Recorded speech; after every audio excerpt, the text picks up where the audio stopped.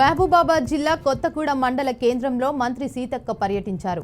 ఆదివాసీ ఆరాధ్య దైవం శ్రీ గుంజేడు మసలమ్మకు పట్టు వస్త్రాలు సమర్పించి ప్రత్యేక పూజలు చేశారు. కాంగ్రెస్ ప్రభుత్వం పేదవారికి లబ్ధి చేకూరే విధంగా గత 30 నెలల సన్నబియ్యం పథకాన్ని ప్రారంభించింది. ఈ పథకం ద్వారా సన్నబియ్యం పంపిణీ సక్రమంగా జరుగుతుందా లేదా, సన్నబియ్యం నాణ్యత ఎలా ఉంది అని మంత్రి సీతక్క ప్రజలకు అడిగి తెలుసుకుంటున్నారు.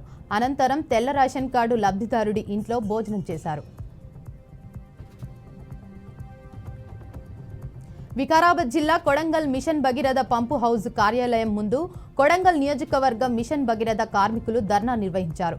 మిషన్ భగీరథ కార్మికుల కనీస వేతనం 26,000 వెంటనే అమలు చేయాలని సిఐటియు జిల్లా ఉపాధ్యక్షుడు బుస్స చంద్రయ్య అన్నారు. మిషన్ భగీరథ కార్మికుల కనీస వేతనం 26,000 వెంటనే అమలు చేయాలని సిఐటియు జిల్లా ఉపాధ్యక్షుడు బుస్స చంద్రయ్య అన్నారు. ముఖ్యమంత్రి స్పందించి సమస్యలు వెంటనే పరిష్కరించాలని డిమాండ్ చేశారు. నంద్యాల జిల్లాలో కంభగిరి స్వామి ఆలయ బ్రహ్మోత్సవాలు ఘనంగా నిర్వహించారు. ఈ కార్యక్రమానికి ముఖ్య అతిథిగా మంత్రి బీసీ జనార్దన్ రెడ్డి దంపతులు హాజరై స్వామివారికి పట్టు వస్త్రాలు సమర్పించారు. ఆలయానికి విచ్చేసిన మంత్రి దంపతులకు ఆలయ ఈవో పురోహితులు ఆలయ మర్యాదలతో స్వాగతం పలికారు. కంభగిరి స్వామి ఆలయ అభివృద్ధికి సమగ్ర ప్రణాళికలు రూపొందించి అన్ని విధాలుగా అభివృద్ధి చేస్తామని మంత్రి తెలిపారు. 10 కోట్లతో బీటీ రోడ్డు నిర్మాణానికి ప్రతిపాదనలు సిద్ధం చేశామన్నారు. ఎన్టీఆర్ జిల్లా తిరువూరు దేశంలో ముస్లిం మైనారిటీలను అనగతొక్కేందుకు కేంద్రం వక్ఫ్ బిల్లును ప్రవేశపెట్టి ఆమోదం తెలిపిందని ముస్లిం మత పెద్దలు ఆగ్రహం వ్యక్తం చేశారు. వక్ఫ్ చట్టాన్ని వ్యతిరేకిస్తూ తిరువూరులో ముస్లింలకు భారీ శాంతియుత ర్యాలీ నిర్వహించి తహసీల్దార్లను వినతి పత్రాలను అందజేశారు. భారత రాజ్యాంగం దేశంలో పౌర సమాజానికి సమాన హక్కులు కల్పించిందన్నారు. దేశవ్యాప్తంగా ముస్లిం మైనారిటీల ఆస్తులకు రక్షణగా ఉన్న భూములకు ప్రత్యేక వక్ఫ్ చట్టాన్ని రాజ్యాంగం అమలు చేస్తుందని గుర్తు చేశారు. పార్లమెంటులో అమలు చేసిన బిల్లును బేషరతుగా వెనక్కి తీసుకోవాలని డిమాండ్ చేశారు. అంబేద్కర్ కోనసీమ జిల్లా ఆత్రేయపురం మండలం వాడపల్లి శ్రీదేవి భూదేవి సమేత వెంకటేశ్వర స్వామి వారి కళ్యాణ మహోత్సవంలో భాగంగా తెప్పోత్సవం అంగరంగ వైభవంగా నిర్వహించారు. స్వామివారిని అమ్మవారిని గౌతమి నది తీరాన వేద మంత్రాల నడుమ వేదాచనలతో స్వామివారికి ప్రత్యేక పూజలు చేశారు. బాణసంచా కావులలో మెరిట్లు కొలిపే విద్యుత్ అలంకరణతో స్వామివారి అమ్మవారిని భక్తులు దర్శనమిచ్చారు. తెప్పోత్సవం తిలకించేందుకు అధిక సంఖ్యలో భక్తులు తరలివచ్చి స్వామివారిని దర్శించుకుని తీర్థ ప్రసాదాలను స్వీకరించారు. కర్నూలు జిల్లా ఎమ్మిగనూరు పట్టణంలో తమిళులు ఆరాధ్య దైవమైన శ్రీ సుబ్రహ్మణ్యం స్వామి జయంతి పురస్కరించుకొని శ్రీ సుబ్రహ్మణ్యం స్వామి రథోత్సవం తమిళులు వైభవంగా నిర్వహించారు. పట్టణంలోని శ్రీ పాత ఆంజనేయ స్వామి దేవాలయం దగ్గర ఉదయం నుండే తమిళులు చేరుకొని జమ్మి వృక్షంకు ప్రత్యేక పూజలు చేశారు.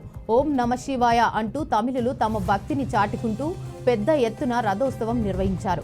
చూసేవారికి ఒళ్ళు గుగ్గుర్లు పుట్టేలా మహిళలు పిల్లలు సైతం శూలాలు కుచ్చుకొని తమ భక్తిని చాటుకున్నారు. అలా రథోత్సవంలో కుచ్చుకోవడం వల్ల తమ కోరికలు నెరవేరుతాయని వారి నమ్మకమని తెలిపారు.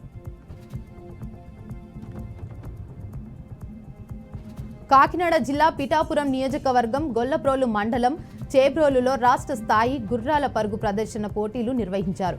సీతారామస్వామి ఆలయ కమిటీ, జనసేన పార్టీ నాయకులు ఓరుగంటి పెదకాపు ఆధ్వర్యంలో ఈ పోటీలకు రాష్ట్రంలోని వివిధ ప్రాంతాల నుంచి గుర్రాలను తీసుకుని వచ్చారు.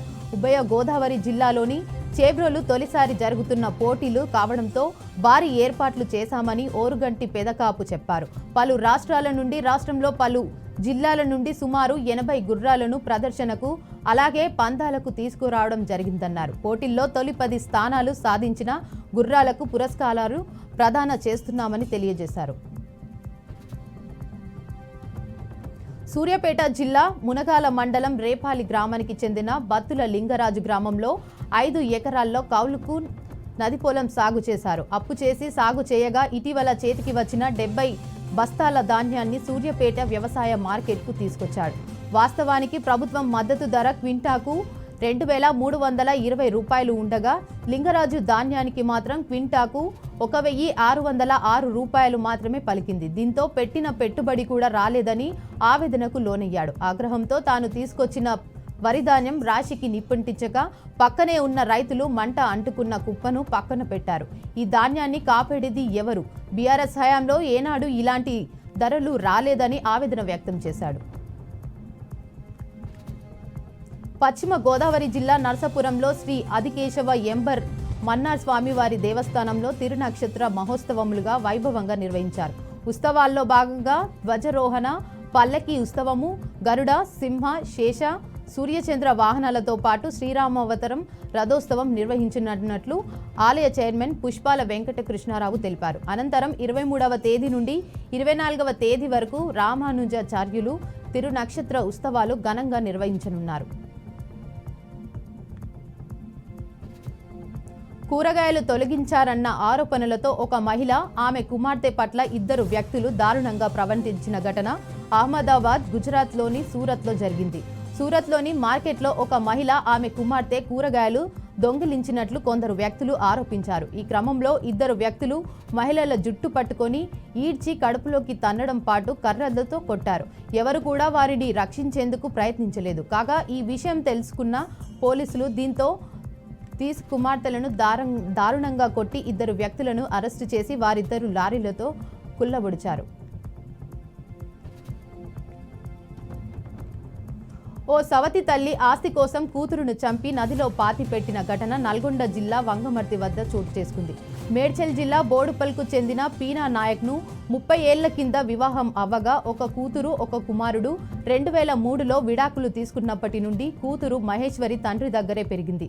పీనా నాయక్ లలిత అనే మహిళను రెండో వివాహం చేసుకున్నాడు. కూతురు మహేశ్వరి రెండో వివాహం కోసం తండ్రి భారీగా డబ్బు ఇవ్వాలని అనుకున్నాడు. దీంతో ఆస్తి పోతుందని సవతి తల్లి లలిత తన మరిది సిఆర్పిఎఫ్ సవాన్ బానోజ్కు రవి, అతడి స్నేహితుడు వీరన్న కలిసి మహేశ్వరిని చంపాలని పథకం వేశారు. ఈ ముగ్గురు మహేశ్వరిని చంపి మూసీ నదిలో పూడ్చిపెట్టారు. పీనా నాయక్ తిరిగి ఇంటికి రాగానే కూతురు వేరే అతనితో వెళ్లిపోయిందని భార్య లలిత నమ్మించింది. 4 నెలలవుతున్నా కూతురు జాడ తెలియకపోవడంతో అనుమానం వచ్చి పోలీసులకు ఫిర్యాదు చేశాడు. పోలీసుల విచారణలో మహేశ్వరిని ఆస్తి కోసం చంపినట్లు అంగీకరించగా ముగ్గురిని అరెస్టు చేసి రిమాండ్కు తరలించారు.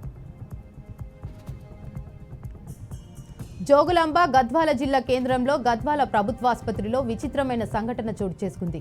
మల్దికల్ మండలానికి చెందిన రామకృష్ణ, గద్వాలకు చెందిన ట్రాన్స్జెండర్ శివాని గత కొన్ని నెలల నుండి వీరి మధ్య పరిచయం కొనసాగుతుండగా ఈరోజు ఉదయం భార్య, ఇద్దరు పిల్లలతో కలిసి రాజోలి మండలంలోని కుటుంబ సభ్యుల పెండ్లికి హాజరయ్యారు.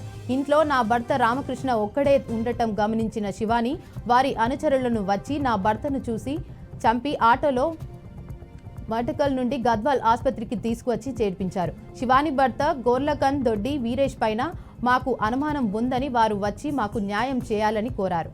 లేని పక్షంలో నా పిల్లలతో కలిసి శవంతో ఇంటి ముందు ధర్నా చేస్తానని తెలిపారు. హత్య చేసుకునే కోణంలో పోలీసులు మృతిని భార్య ఫిర్యాదు మేరలో దర్యాప్తు చేపట్టారు. శ్రీ సత్యసాయి జిల్లా హిందూపురంలో ఘోర రోడ్డు ప్రమాదం చోటు చేసుకుంది. రాత్రి 2 గంటల సమయంలో వేగంగా వెళ్తున్న కారు రేకుల షెడ్డుకు ఢీకొట్టిన ఘటన డ్రైవర్ లక్ష్మీ నరసింహ అక్కడికక్కడే మృతి చెందినట్లు స్థానికులు తెలిపారు. మరో ఇద్దరిని స్వల్ప గాయాలతో హిందూపురం ప్రభుత్వాసుపత్రికి తరలించారు. బెంగళూరు నుంచి డ్రైవర్తో పాటు మరో ఇద్దరు పావగడ దైవ దర్శనానికి బయలుదేరినట్లు బాధితులు కుటుంబ సభ్యులు అన్నారు. కూకట్పల్లి పోలీస్ స్టేషన్ పరిధిలోని ప్రశాంత్ నగర్లో అగ్ని ప్రమాదం చోటు చేసుకుంది. శంకర్ ఇంటెక్స్ స్క్రాప్ కంపెనీలో మళ్లీ మంటలు ఎగిసిపడ్డాయి. గత 2 రోజుల క్రితమే ఇదే కంపెనీలో అగ్ని ప్రమాదం జరిగినట్లు సిబ్బంది తెలిపారు. సమాచారం తెలుసుకున్న అగ్నిమాపక సిబ్బంది మంటలు అదుపు చేసేందుకు ప్రయత్నిస్తున్నారు. దర్యాప్తు చేస్తున్నట్లు పోలీసులు వెల్లడించారు.